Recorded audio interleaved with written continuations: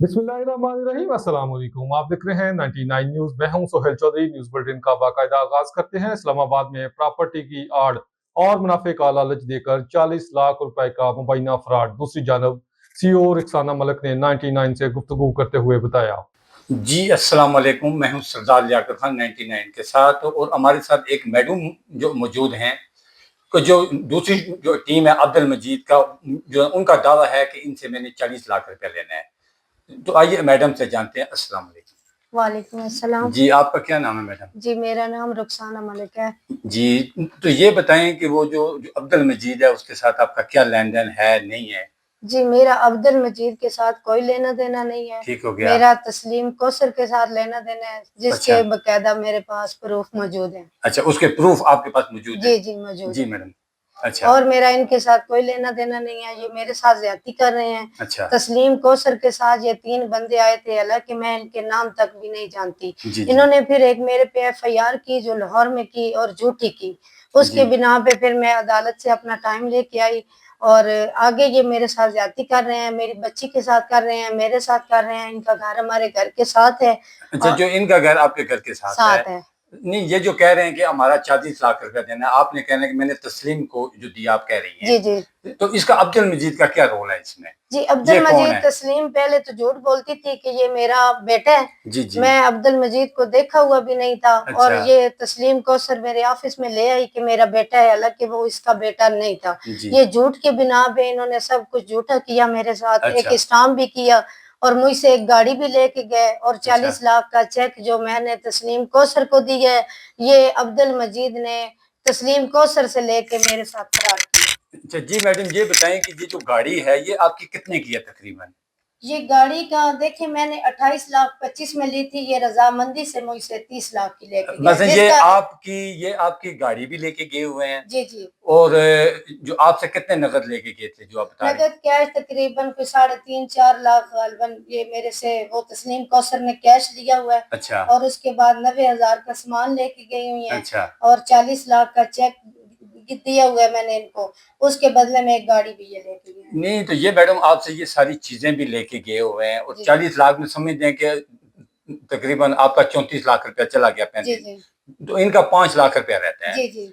तो ये क्यों जो इस तरह की कर रहे हैं? कभी एफआईआर करवा रहे हैं, कभी कुछ करवा रहे हैं, और आपने कहा जी मेरी बेटी को भी हरासा कर रहे थे और मुझे भी कर रहे हैं। जी जी, उसमें देखें ये एग्रीमेंट में लिखा हुआ अच्छा। है कि बकायदा ये 30 लाख की गाड़ी लेके हैं। जी, आपके पास एग्रीमेंट मौजूद है? जी, एग्रीमेंट मौजूद है। जी जी। ये गाड़ी भी लेके गए हैं और उसके बदले में लिखा हुआ है कि एज ए गारंटी चेक इनके पास है 40 लाख का। अच्छा, ये जो चेक है ये गारंटी चेक है, ये आपको वैसे ब्लैकमेल कर रहे हैं? ब्लैकमेल कर रहे हैं। जी जी। अच्छा, आपके पास ये जो है ना प्रूफ मौजूद है आपके पास? प्रूफ मौजूद है।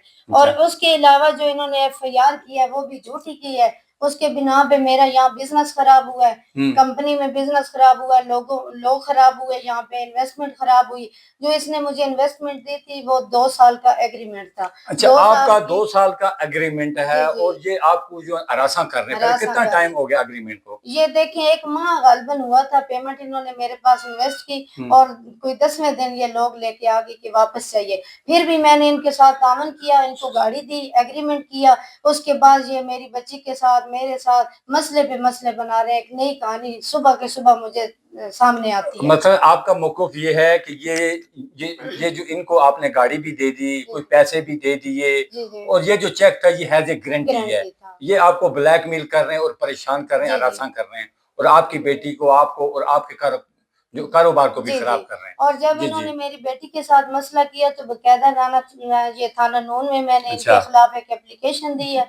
नहीं, आपने ये जो थाना नून में एप्लीकेशन दी है, कितने दिन हो गए इसको तकरीबन? ये इसको तकरीबन 4-5 दिन हो गए। तो उनको कार्रवाई करनी चाहिए। क्या कह रहे हैं पुलिस वाले आपको? बस जब कॉल करती हूँ वो कहते हैं कभी कॉल नहीं उठा रहे, कभी आए थे तो वो कह रहे हैं कि ठीक है 2 दिन के बाद हो जाता है। कोई आगे मामला नहीं हो रहा है। अच्छा, कोई मामला नहीं हो रहा। पुलिस को भी कार्रवाई करनी चाहिए, और आपका भी जो मौक़िफ़ क्या है, जो आपके पास एविडेंस पड़ी हुई है। जी जी। मतलब ये जो आपको हरासा कर रहे हैं और परेशान कर रहे हैं, ये ज़्यादती कर रहे हैं। जी, ज़्यादती कर रहे हैं। और बकायदा मेरे गाँव में भी गए हैं, बच्चों की वहाँ तस्वीरें भी दिखाई हैं। और यहाँ पे भी मेरी बच्ची के साथ मसला कर रहे हैं। हमारा और कोई नहीं है, मेरा मियाँ पैरालाइज हैं, बीमार हैं, वो उठ नहीं सकते हैं, तो ये बड़ा मसला कर रहे हैं हमारे देखें ना मैडम, ये जो आपके साथ ज्यादती कर रहे हैं, जब इन्होंने स्टाम्प भी कर दिया, सारी चीजें आपके पास, एविडेंस तो आपके पास सारे पड़े जी हैं, जी मौजूद है। ठीक हो गया जी। नाजरीन देख लें, हमने मैडम से सारी चीजें पूछ ली हैं और उनके पास जो एविडेंस भी मौजूद हैं, जो लिखत पढ़त भी मौजूद है। और ये जो मैडम का कहना है कि वो मेरा 40 जो लाख का चेक है, तो वो जो है ये गारंटी चेक है, और वो गारंटी के तौर पे लिया, वो गारंटी के तौर पे लिया हुआ है। और वो मुझसे गाड़ी भी ले गए और तकरीबन 3-4 लाख नगद भी ले गए और 1 लाख का सामान भी ले गए। और जो हमारी यूनिवर्सिटी और जो इनके साथ 2 साल का था आपका। जी जी 2 साल ज़बानी कलामी बात हुई थी। अच्छा। ज़बानी कलामी तस्लीम कौसर ने मुझे पैसे दिए थे, ये ठीक है। बाद में आके इन्होंने मेरे साथ गाड़ी ली और सारा ड्रामा बाद में किया। मतलब ये पैसे देने के बाद 1 हाँ। महीने के बाद आपको हरासा करना शुरू हो गया। ये 10 दिन के बाद करना। अच्छा, 10 दिन के बाद जी शुरू हो जी गया। ऐसा ही। जी, ये देखें, ये जो लाहौर की एफआईआर है वो भी झूठी है। अगर आप वहाँ पे अपने एविडेंस दे देते हैं। जी जी वो झूठी है, बकायदा हम प्रूफ देंगे कि वो जी, झूठी आपने आईओ को बता देना था ना, चीजें दे देनी थी कि ये जो हमारे पास पड़ी हुई है है। जी चीजें। जी मैंने सब कुछ दिया है। अच्छा, सब कुछ दी है तो दिया उन्होंने और क्या बताया। कहा आपको? बस वो यही कि आगे मामलात हो रहे हैं। अच्छा नहीं इधर थाना नून में दिया है, बताया है उनको। अच्छा जी जी अच्छा, थाना नून में जो दिए जी जी उसमें दिया। जबकि अब्दुल मजीद ने 99 को अपने मौक़िफ़ में बताया कि हमारी प्रॉपर्टी की खरीदारी और मुनाफे का लालच देकर हमसे तकरीबन 50 लाख के करीब मुबैना फ्रॉड किया। मैंने जब भी मैडम से पैसों का मुतालबा किया तो मैडम ने टाल मटोल से काम लिया।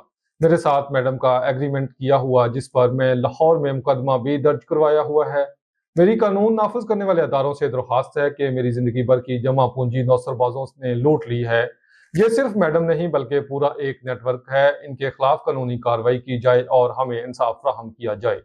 जी नाजरीन, जैसे आपने दोनों पार्टियों की बातों को सुना है और फैसला आपने करना है। कैमरामैन फरक के साथ सरदार लियाकत खान, 99 न्यूज इस्लामाबाद। अब रुक करते हैं चनियोड़ का। दरिया चनाब में उछले दर्जे के सैलाब के पेश नजर जिला इंतजामिया हाई अलर्ट। दरियाई इलाकों में मुकीम आबादियों को बाफाजत महफूज मुकाम पर मुंतकिल कराया जा रहा है। जिला इंतजामिया की तमाम मशीनरी फील्ड में मौजूद है। चनियोड़ में 100 के करीब देहातों के मुतासर होने का खदशा, ताहम जिला इंतजामिया ने तमाम तर इकदाम को हाई अलर्ट रखा हुआ है।